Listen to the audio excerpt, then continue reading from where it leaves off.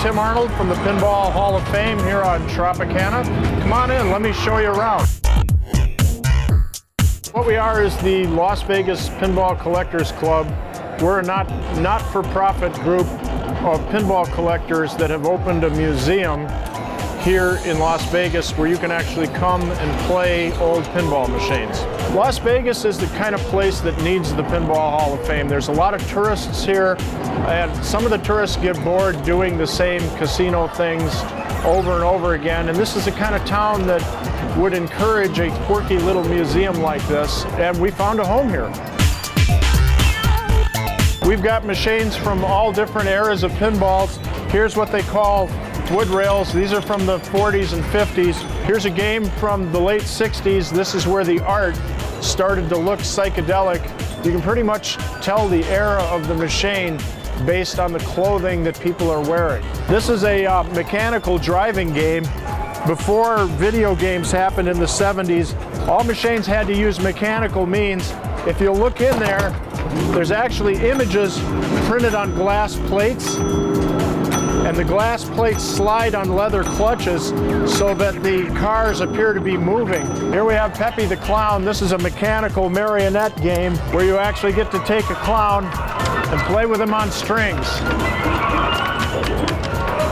Where else are you going to see something like that? What we have here is a whole row of what are called wedge heads. They're single-player machines from the 60s and the 70s. Pinball players consider these to be the epitome of the pinball playing art because there's only one player at a time. It's not multiple players. Here's a strange two-player head-to-head pinball machine. This is from the late 60s. You have one player here, the other player there.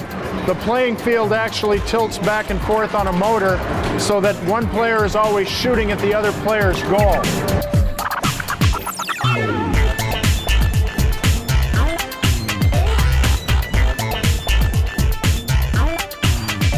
I went on the internet to see some different things in Las Vegas. I've been here before, and lo and behold, this pops up. It's a non-profit organization. All the money goes to charity, which is Salvation Army.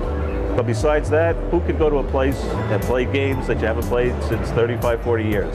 And here it is, and it has not let me down. We're a legal not-for-profit corporation.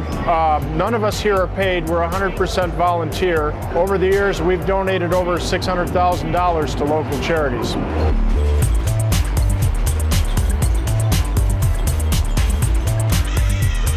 I see it every day. I see people come in and they'll see something that they haven't seen for 20 or 30 years. A pinball machine that they spent a large part of their youth playing. They'll get this look of pure nostalgia, like a wave of, oh boy, I remember that. They can't believe that this thing still exists. If you walk in here for the first time, the first thing you're going to notice is it's probably one of the only museums in the world where there's no admission. You just walk in free, and there you are. And over half our games are still a quarter. So it's an extremely inexpensive way to have a lot of fun that you can't have anywhere else. That's kind of unique in today's entertainment marketplace, getting so much fun for so little money. I probably keep coming back because they have new machines all the time. The people here are pretty rad, and I love spending quarters. Before there were video gun games, there were mechanical rifle games.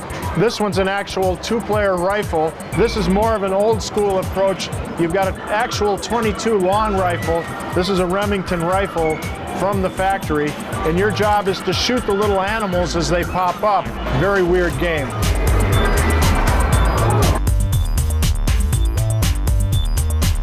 You should come over here and play because one day this may not exist. The people that make it all happen and the technology which no longer exists could disappear tomorrow. So it's literally a one-of-a-kind museum and great fun, and everybody should come over and play. So that's the Pinball Hall of Fame here at 1610 East Tropicana, right across the street from the Liberace Museum. We're open 7 days a week from 11 a.m. till 11 p.m. Come on over and play some pinball.